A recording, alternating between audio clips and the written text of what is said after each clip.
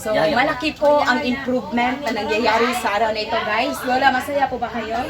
Sumay masaya. Malipayon ka? Oh, malipayon. Sobra. Nakadawat ko og hinabang gikan sa mga tao. May salamat. Tagang ako grasya tagang. Waon ni sakit sa tuhod gikan. So guys, ang dami-daming blessing na dumating. Makikita po natin, meron na talagang baston si Lola dyan. May mga bigas na rin po tayo. Ayan, mga groceries. Ito po. Ayan, so. O kani regal giko ano ni ganyan. Oh, ang dami-daming panalangin dumating kay Lola, and the Lord really grant the desire of her heart. Di lang po mga material na blessing, kundi mapa-check up na si Lola at ang mga bata. So, we are grateful na nagtutulong-tulungan na po tayo ngayon kasama po ang ating gobernador. Kung nakita nyo po ngayon guys, ito po ang aming gobernador. Nagpapasalamat din siya sa vlog sapagkat dahil dito is nakikita po talaga kung ano yung pangyayari. Ang dami-dami kasing tao sa mundo kung kaya't hindi natin alam kung saang sulok ba ito nakalagay.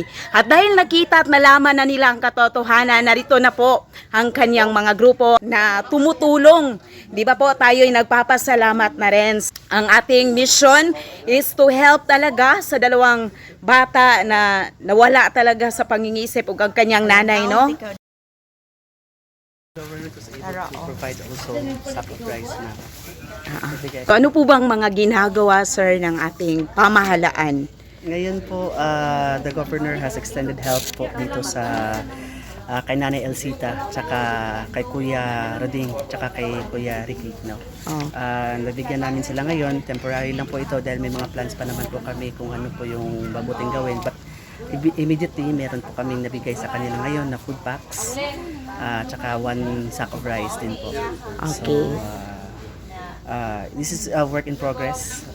Patutulungan po namin ng taga-provincial health office din po. By the way, si Hilton po from Provincial Social Welfare Office. Okay.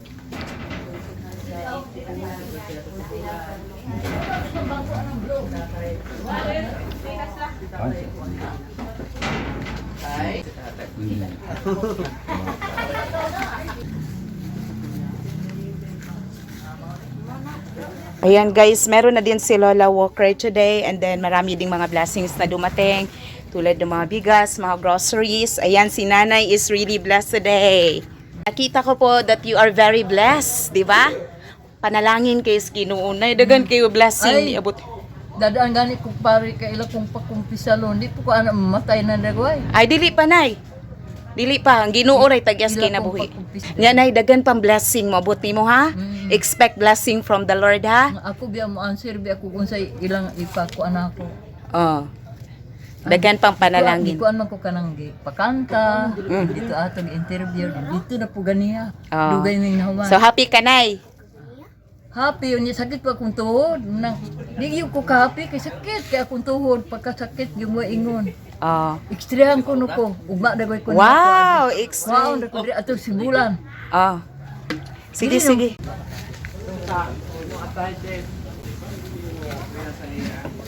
Kung imno dayon kay. Bay ko sa tita do. Oh, pag inom, Nay.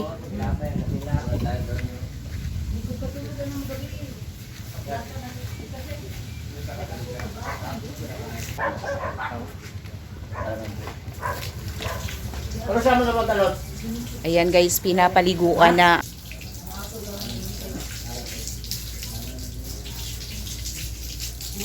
Ini, Ah. ugon say amo ang kuanon mahimo. Tadi na lang sa mahawan na di taas. Okay. Ato na dito. Pero, Sa inyong mga tabakot. God bless ninyo. Salamat. Dili na ha. Na ay gihatag ko niya.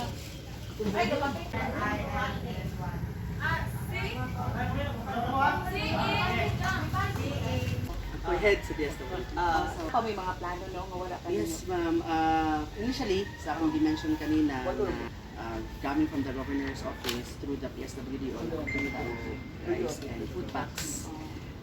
Kaniglan to pang putas sa instruction kung sa kayang nakatapos. So, namin yung mga initial discussions, we have yet to discuss it with the governor kung sa kay hinabang. But sa office na mo sa Provincial Social Welfare and Development, pwede gud mi makahatag nila og hinabang like medicines for maintenance medications. So since ibalik naman puhon, ibalik siya og treatment sa talay naman yung mga resitas tambal, we can provide financial assistance sa mga maintenance medication ni Kuya Ricky o ni Kuya Roding. And sinanay po kung nasa mga maintenance medication. Definitely, basta na maintenance pwede gud mi makatag every 3 months sa opisina. And kung mga hospital bill, simba ko pareho natin mga hospital, makahatag po may hinabang para nila. So, muna siya ang mga, wait lang mi kung naanag ito yung mga enough documents so that we can also process the assistance. Sobra-sobra po mga panalangin na tatanggap ni Lola ngayon guys. Kung makikita natin ang dami-daming mga tumulong sa kanya tapos nakarating pa talaga ito sa kinauukulan. Ang sigaw ng taong bayan ay sadya nga namang naririnig ito ng ating gobyerno. Maraming salamat sa inyo. O nga po nakarating sa atin ang GMA. Tapos po, natulungan talaga sila ng ating ahensya, especially sa ating gobernador. Tapos ang DSWD, sila po ay nagtutulong-tulungan. Ang dami-dami pong mga blessing na dumating sa buhay ni Lola. Tapos ang hiling po namin ngayon ay ang pagpapaayos talaga ng kanilang bahay. Yun po talagang tinutukan namin, lalo na po mataas-taas yung bahay niya. Tapos masakit pa talaga yung tuhod niya. Yung dalawa niyang anak po is na-injection na rin. May pumupunta dito ang doktor, espesyalista, para po sila ay tingnan at ma-injectionan. Sobra-sobra po ang aming pasasalamat at sabi po ng DSWD is gumagawa din po sila ng kanilang mga plano. Gagawa sila ng mga bagay na ikakabuti po para kay Lola. Di ba po ipapa-check up din nila si Lola. Maraming salamat. At sa mga nagbibigay po ng mga financial kay Lola, sobrang maraming salamat. Sa January 5 po, meron tayong malaking handaan, malaking salo-salo sapagkat ang kaarawan po ni Lola ay bibigyan po natin ng kahulugan. Sobrang napakasaya po ngayon ang buhay ni Lola. Parang nakakita po siya ng mga kapatid, mga apo, mga anak na totoo pong nagmamahal sa kanya. Despite po sa mga blessing na pang material, binibigay din po natin kay Lola ang mga prayers, which is the most important. Yung Diyos kasi ay gumagawa ng paraan sa kanya at nagpapadala niya sa atin para mapuntahan siya, di ba?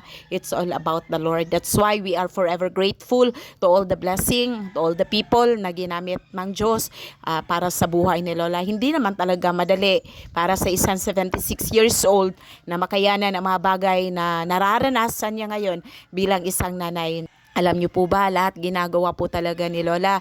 Lalo na po, 13 years, nagsuffer na talaga siya sa mga anak niyang yan. Hindi po ba, sobrang napakasakit po nun. And then, nagtatrabaho po siya sa gilid ng kalsada. Kahit gaano pa kainit, ginagawa po niya yon para may mabili lang po silang ulam. Tapos po, nagpa-maid si Lola. Tapos naglabandera. Tapos pag wala na po talaga siyang pera, is nanghingi na po talaga siya sa mga kapitbahay, sa mga gobernador, and mainly po sa mga panahon yun na nanghihingi siya is ang dami-daming luha po na tumutulos sa kanyang mamata kasi hindi naman po talaga lahat ng tao is nagbibigay sa kanya. That's why po ngayon she is truly blessed. May mga blessing na dumating sa kanya. Higit sa lahat is nararamdaman ni Lola na ang dami-dami palang nagmamahal sa kanya. It's more than material things. Minsan nga, binibigyan namin si Lola ng pera kapag may binibigay ang tao para sa kanya, tapos sasabihin niya na, I am so much blessed. Alam mo yung blessing na may mga tao sa paligid niya siyang nakikita, na siya na yung pinupuntahan. Instead, siya po yung pumupunta sa ibang tao para siya po yung matulungan. Napakalaki po yung panalangin para kay Lola. That's why po, kahit ako, simple lang po akong tao, no, kung makikita natin, alam niyo po ba, na-attach na din po ako kay Lola. Parang Lola ko na po talaga siyang totoo. Higit pa po yun sa dahil nagba-vlog ako, parang naramdaman talaga namin ni Lola na apo niya kaya ako na nawala. So nagpapasalamat po ako sa mga tao na tumutulong at laging nandyan. Ngayon po ang focus ko, kasi yung dalawa niyang anak is ini-injection na talaga, espesyalista na pumupunta sa kanilang bahay every month, and then may mga gamot na rin na pinapainom, tapos si Lola ipapa-check up na rin siya. Ang focus ko ngayon ay ang bahay naman ni Lola na change talaga. Gusto kong makita yung bahay ni Lola na meron na talagang pinagbabago, especially si Lola is hindi talaga makatikang yung kanyang tiil, medyo mataas yung bahay, so kailangan lang talaga ipa-move down lang siya. So yun po yung mga prayer prayers na meron ako. Sana po the government and the people around me will grant it para kay Lola po. Yun po yung nasa puso ko, and hindi po ko titigil hanggat po yung desire ko para kay Lola is mabubo. So guys, ang dami-daming blessing na dumating. Makikita po natin, meron na talagang baston si Lola dyan. May mga bigas na rin po tayo. Ayan, mga groceries. Ito po. Ayan, so O kani regal di ko ano ni ganyan. oh, ang dami-daming panalangin dumating kay Lola, and the Lord really grant the desire of her heart. Di lang po mga material na blessing, kundi mapacheck up na si Lola at ang mga bata. So, we are grateful na nagtutulong-tulungan na po tayo ngayon kasama po ang ating gobernador. From the bottom of my heart po, maraming salamat sa inyong lahat. To God be all the glory. God bless you.